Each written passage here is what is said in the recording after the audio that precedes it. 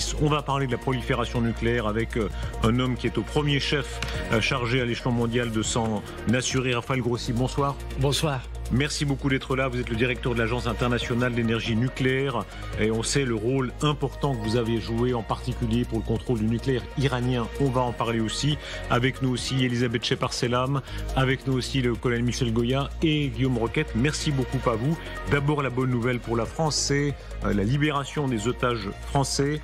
Cécile Kohler et Jacques Paris, ils ont été libérés de la prison. Ils sont rendus ensuite à la résidence de l'ambassade de France à Téhéran. Leur visage, celui de ces deux personnes prisonnières pendant 3 ans. Et on va entendre pour LCI le témoignage des parents de Cécile Kohler. Il est recueilli par Léo Fleurance et Laurence Claude-Pierre. On a vraiment été surpris parce qu'on ne s'attendait à rien. Il semblerait que la presse ait été au courant avant, puisqu'il y aurait eu déjà des gens qui disaient au courant de l'après-midi que Cécile et Jacques seraient libérés. Mais nous, on a été prévenus ce soir. Tant que je ne la tiens pas dans mes bras, cette libération pour moi ne ressemble à rien. Enfin, si, il y a quand même un progrès. Elle est quand même en sécurité à l'ambassade de France en Iran. Mais tant que je n'aurai pas ma Cécile dans mes bras... Raphaël Grossi, pour vous, haut responsable de l'ONU, évidemment, ça a un écho, connaissant si bien l'Iran que vous la connaissez, un écho particulier. C'est une réalité complexe, évidemment. Pour nous, ça se manifeste plutôt au niveau des activités nucléaires. Mais c'est une réalité très complexe et les tensions sont là. On peut les voir, les relations avec l'Occident et aussi avec les organisations internationales. C'est pas évident. Quel est plus généralement votre espoir concernant l'Iran ce soir? Le président iranien n'est pas vraiment rassurant. Il assure que les sites bombardés en juin seront maintenant reconstruits avec plus de force. Quelle est la connaissance que vous avez maintenant du nucléaire iranien? Depuis les frappes du mois de juin, on n'a pas eu l'occasion d'y retourner. Cela ne veut pas dire que l'agence est complètement absente. Donc on a peu à peu repris les activités d'inspection, mais dans des sites non sensibles, si je peux le dire comme ça. Donc il y a Isfahan, il y a Natanz, il y a Fordo, les 3 sites qui ont été bombardés au mois de juin, qui sont toujours pas accessibles à nos inspecteurs. Ils devraient l'être, parce que l'Iran a pris, je dirais, une bonne décision en annonçant qu'il n'allait pas abandonner, quitter les traités de non-prolifération. Mais être dans le régime de ces traités implique accepter les inspections. Et c'est un peu ces débats que nous avons avec l'Iran à propos de notre accès. L'accès n'a pas été donné pour l'instant. On est en train de négocier. Mais je peux dire qu'on a une connaissance de ce qui se passe là. Et en principe, je peux vous dire 2 choses. On avait déjà discuté, je crois, peu après les frappes, si je me suis bien, ici à Paris. Les installations elles-mêmes, les infrastructures physiques ont été très endommagées, ça c'est clair. Mais il y a aussi quelque chose de très important, qui est le matériel. L'uranium enrichi à 60%, qui est presque le grade militaire nécessaire pour développer un engin nucléaire, qui est toujours là. Et il est là, c'est-à-dire que d'après vous, ils ont toujours l'uranium, qui est le sujet essentiel, comme vous dites, est toujours en possession de l'Iran. Oui. Dans ces degrés d'enrichissement-là. Il est toujours là, sous les décombres ou pas, parce qu'on ne sait pas à quel point des tunnels et des endroits qu'on connaissait, qu'on fréquentait, parce que moi j'étais là-bas, je vous avais raconté, au mois de novembre, moi personnellement, mes inspecteurs régulièrement, ils étaient là-bas, donc ils inspectaient tout, donc c'était vraiment un réseau souterrain assez important, en tout cas Fordo. Monsieur le directeur, les derniers développements, ils ont lieu sous nos yeux, c'est vraiment les toutes dernières informations, ils concernent cette fois la Russie, c'est Vladimir Poutine qui annonce, on va le lire ici, le développement de ce missile, c'est sans doute le missile le plus terrifiant pour les Européens de l'Ouest, parce que son nom d'ailleurs est fait pour ça, il est fait pour impressionner, le Satan 2. Nous avons créé, mis en service et lancé la production en série du système de missiles à moyenne portée Oreshnik et équipé nos missiles, ça on parle de l'Oreshnik, mais aussi d'abord du Satan. Cette année, le missile Sarmat sera testé en situation de combat. L'année prochaine, il sera opérationnel. Qu'est-ce que ça représente pour vous? Au terme de prolifération nucléaire, pas grand-chose. Parce que la réalité, c'est que la Russie est un pays doté de l'armement nucléaire et on parle de systèmes conventionnels très redoutables, sans doute, comme vous le décrivez. Mais c'est des systèmes de type conventionnel, évidemment d'une grande portée, qui peuvent porter, ça c'est aussi important, qui peut porter des ogives nucléaires, mais en soi, c'est des missiles, c'est des vecteurs. Quand on regarde les chiffres sur le grand nombre d'ogives que possèdent les Russes, mais aussi les Américains, les Chinois qui tentent de les rattraper. Oui. Où en sont les Chinois, Michel Goya? Peut-être petit rappel pour qu'on comprenne bien à quel point... Ils fabriquent une tête nucléaire tous les 4 jours. Tous les 4 jours, une tête nucléaire chinoise est fabriquée. Et voilà. Quand on regarde le grand nombre, regardez, on l'a ici sous les yeux, de ces ogives qui prolifèrent de fait sur la planète. Alors, la France se tient à la défense de son territoire de manière assez sage, hein, quand on compare avec la course russe, 5580 ogives, les États-Unis 5328, la Chine 500, mais on comprend que c'est... Voilà. Est-ce que de fait, on a sous les yeux la prolifération? Ça augmente.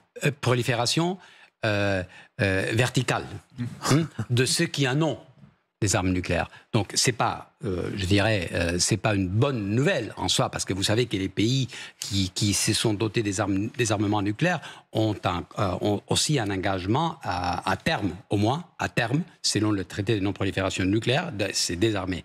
C'est parce qu'on voit. Et évidemment, une lecture lucide de la réalité internationale s'impose. Et je ne crois pas qu'on soit devant une période de désarmement. C'est le contraire. Et ce qui est inquiétant, si vous voulez, c'est le fait qu'on était, depuis quelques années, dans une, je dirais, réduction assez graduelle, il faut le dire. Mais des niveaux de 30 000 ou 40 000 ogives des années 70 ou 80. Donc, on était vraiment dans une réduction. Ces processus s'est arrêté et on voit un renversement de la tendance là. Là, le mot que vous venez de lâcher, prolifération verticale, Guillaume Requette, évidemment, n'est pas tout à fait fait pour rassurer. C'est vraiment le travail, évidemment, de suivre ça. Oui, parce qu'il y a deux proliférations, effectivement. Horizontale, il y a de plus en plus de pays qui ont l'arme nucléaire. Et verticale, ceux qui sont déjà dotés, comme on dit dans le jargon, en ont de plus en plus. Mais justement, moi, j'avais une question pour vous. Est-ce que c'est si grave? Parce que finalement, et la Russie et les États-Unis, ils ont déjà largement de quoi faire sauter la planète. Alors qu'ils aient 5000 têtes nucléaires ou 6000, est-ce que vraiment ça change quelque chose? Bon, ça change dans ce sens que les capacités de destruction augmentent, mais on est déjà dans le domaine de l'absurde, si vous voulez. Parce que, comme vous dites bien, ça suffit beaucoup moins pour y arriver. Je ne crois pas qu'on puisse dire qu'on va reprendre cette tendance de la course. On parlait, vous vous rappelez sûrement en tant qu'expert, de la course aux armements des années. Et donc, je crois qu'on est dans des systèmes plus efficaces. Il n'y a pas cette surenchère, en tout cas à ces niveaux-là. Donc, les problèmes. Mais l'autre problème associé, que je crois est important, et c'est là que nous, on peut faire quelque chose, c'est la prolifération horizontale. Et c'est là qui est à l'origine des crises comme l'iranienne, la Syrie, l'Irak, le Libye de Kadhafi et d'autres qui ont essayé de jouer avec l'idée de se doter de l'armement nucléaire. Vous êtes aussi candidat au poste de secrétaire général de l'ONU ce soir, oui. Robert Grossi. Vous parlez à tous les pays. Ils sont quoi, 193 pays dans le monde. Oui. Il y a cette archive terrible de Nixon qui dit « Ma grande inquiétude, c'est qu'un jour la guerre nucléaire ait lieu, pas tellement avec les super grands, mais avec des puissances moyenne, petite, un peu irresponsable. » C'était un peu la base de cette idée de la non-prolifération. Parfois, on disait dans les débats stratégiques, voilà, l'idée de la prolifération, elle n'est pas juste, elle n'est pas faire, parce qu'il y a des pays qui sont... Mais la réalité, c'est que, imaginez-vous, donc, un scénario international comme tel qu'on vit de nos jours, avec une trentaine des pays dotés de l'armement nucléaire. On verrait, c'est sûr, l'utilisation de l'arme nucléaire dans des conflits régionaux et autres. On va y arriver d'après vous? Il faut l'éviter. Il faut l'éviter. Il faut l'éviter. Avec les bombes américaines comme sur Lyon. On parle là de la prolifération horizontale. La prolifération horizontale, c'est défendre d'une seule manière, c'est à travers le régime de non-prolifération et les inspections. C'est pour ça qu'il y a toutes ces tensions quand il y a une impression qu'il y a quelqu'un qui est en train de tricher Et donc c'est là que des crises, perception, réalité, correcte ou pas, adviennent. Le chiffre que vous articulez est très très impressionnant. Vous dites une trentaine. Effectivement, pour l'instant, on avait en tête les 5 super grands, évidemment, ceux du Conseil de sécurité de l'ONU, Chine, Royaume-Uni, France, Amérique et Russie. Voilà, mais on comprend bien. Alors, il y en a d'autres. Israël possède la bombe de manière l'Inde, le Pakistan, l'Inde, le Pakistan, l'Arabie Saoudite espère l'avoir. Non, pas encore. Non, mais il y a beaucoup de pays. Qui ont des capacités technologiques suffisantes pour développer l'armement nucléaire et qui se sont abstenus. Qui sont juste en dessous. Ouais, ils ont les capacités, mais je ne veux pas citer des pays, mais pensez à 2 ou 3 pays importants. Pas seulement des pays qui observent et qui sont en bonne règle, je dirais, en Occident ou en Asie. Des pays amis de la France, des pays alliés, qui ont ces capacités. Pourquoi pas? Ou d'autres. Ils ont la capacité. Le Japon, la Corée du Sud. Ils ont la capacité. Vous êtes un grand diplomate, Raphaël Grossi, parce que vous venez de dire pensez, voilà, c'est un vrai. On y pense, allez, on pense très fort. Mais il faut. Ce qui est important, c'est de justement penser, réfléchir et imaginer aussi. Imaginez, parce que c'est tous ces pays qui ont ces capacités et qui, dans l'absence d'un régime de contention, des retenues, comme c'est celui de non-prolifération, ils vont se dire, voilà, donc il faut que je réfléchisse à mes choix du passé et que je pense, si vraiment, dans un monde comme ça, je ne devrais moi-même me doter de l'armement nucléaire maintenant, que les garanties que j'avais, les assumptions stratégiques que j'avais en tête ne sont plus ce que vous décrivez, valables. Cette sorte d'effet boule de neige, n'est-ce pas? Parce qu'effectivement, si la Corée du Nord l'arme, la Corée du Sud se dit à nous, si les Israéliens l'ont et ils l'ont, les Saoudiens disent maintenant officieusement, nous aussi, pourquoi pas, etc. On entre dans cette logique-là. Oui, bien sûr, effectivement, mais c'est particulièrement valable notamment en Asie. Il faut ajouter un autre paramètre, c'est la confiance envers les Américains. Je prends un exemple, la Corée du Sud dit, écoutez, oui, je suis menacé nucléairement par mon voisin, la Chine qui développe son arsenal, pour l'instant, je bénéficie d'une protection américaine, mais par les temps qui courent, est-ce que cette protection est vraiment sûre? Et donc, vous avez déjà un débat en Corée du Sud en se disant, peut-être que ce serait mieux si on avait notre propre arme nucléaire. Et ce débat commence à exister dans certains pays. C'est correct. Le régime de non-prolifération, avec tous ses défauts et ses limitations, était ou est, dans un monde avec si peu de certitudes, un élément de stabilisation. Mais que répondez-vous aux Ukrainiens qui disent, si nous avions gardé la bombe atomique que nous avons rendue après la chute du communisme, si nous avions gardé la bombe atomique, jamais les Russes n'auraient osé nous attaquer. Et donc finalement, peut-être que l'arme atomique, même pour des pays pacifiques, c'est la meilleure des assurances-vie. Bon, cette idée, c'est une conception théorique et qui contrefactique et est un peu, si vous me permettez, irréaliste. Parce que la réalité, c'est que l'Ukraine libre est devenue telle sous condition de ces... délaisser ces désarmés. C'était aussi le cas du Kazakhstan et d'autres. Donc, et même les États-Unis et les pays garants de l'indépendance ukrainienne n'allaient pas accepter qu'un nouveau pays doté émerge. Comme résultat. Raphaël Grossi, j'aimerais vous entendre sur. Il y a un pays où eux ne réfléchissent pas, ils vont de l'avant avec un budget de 1000 milliards, ce sont les États-Unis d'Amérique. Regardons ce qu'il en est de ce tir d'essai opérationnel du missile balistique intercontinental Minuteman 3. Non armé, dans le tir d'essai évidemment. L'essai va avoir lieu là maintenant, si je comprends bien, après 23 heures. Un peu plus tard même, on est à l'heure du Pacifique, depuis le nord de Vandenberg. L'objectif du programme de lancement d'essais de missiles balistiques intercontinentaux est de valider et de vérifier l'efficacité, la disponibilité et la précision du système d'armes. Les États-Unis d'Amérique qui vont reprendre des essais.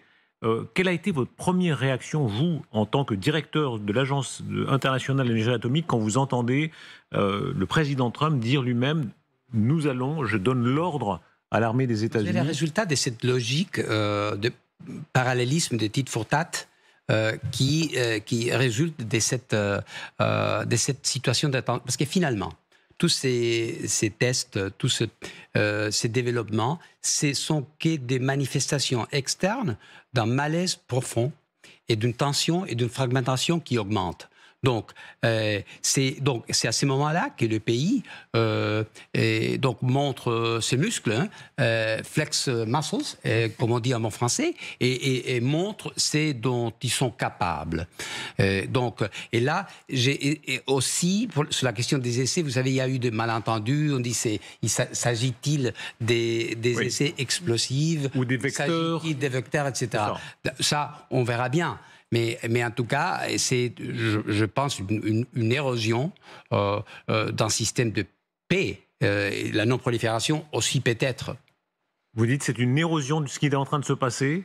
C'est une érosion du sens de la sécurité internationale, de la paix et la sécurité internationale.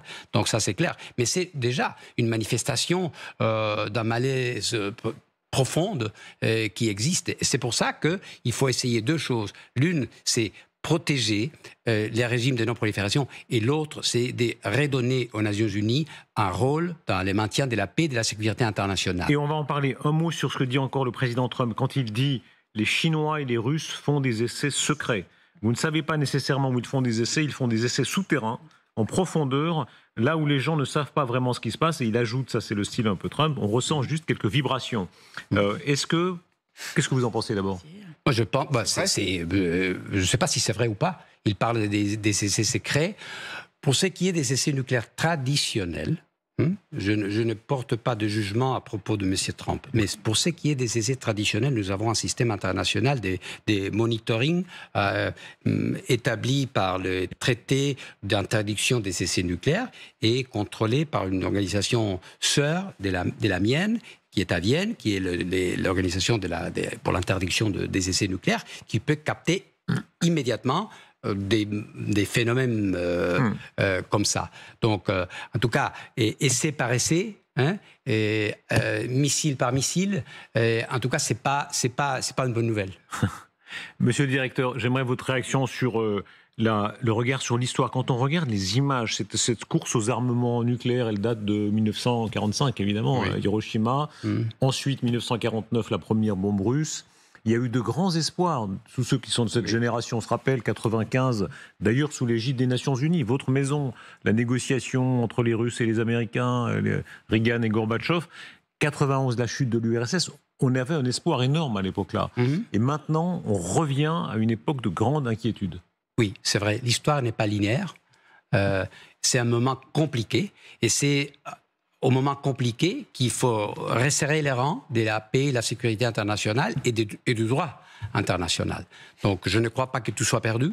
Je crois qu'il y a des espaces de négociation qui doivent être, je crois, promus. Et donc, les Moyen-Orient, c'est un cas et un exemple, et notre travail là est un exemple, je crois. Ce qu'on fait entre l'Ukraine et la Russie, où on vient de négocier un cessez-le-feu autour de la centrale de Zaporizhzhia, il y a des choses qui peuvent être faites, je crois. Vous êtes un des Argentins les plus connus au monde. C'est qui les Argentins les plus connus au monde? Alors, il y a qui, si on peut faire le compte? Lionel Messi. Alors, Lionel Messi. Il y avait le pape François. Je ne peux pas me comparer, ni au Saint-Père, ni à Messi. Il y avait Javier Milei, enfin, il y en a quelques autres. Vous êtes candidat au secrétariat général de l'ONU. L'ONU, disons les choses franchement, c'est un peu effacé ces dernières années. Mais complètement. Est-ce qu'elle peut revenir vraiment sur la scène du monde? Absolument oui. Je crois que ce que l'AIA fait, et c'est en fin de compte, c'est une organisation internationale comme les autres. Il faut exercer la diplomatie de manière, je dirais, déterminée, avec beaucoup de conviction. C'est mon idée. Est-ce qu'on peut être plus vocal? Je me rappelle des gens comme Ban Ki-moon qui étaient très respectables, mais qui avaient peur vraiment un peu de leur ombre, un secrétaire général de l'ONU qui disait presque rien, quoi. Est-ce qu'on peut être... Vous savez, nous on siège à Vienne, une ville des musiques. Et moi j'ai dit, vous pouvez donc faire Mozart avec conviction ou moins, ça dépend. C'est la même musique.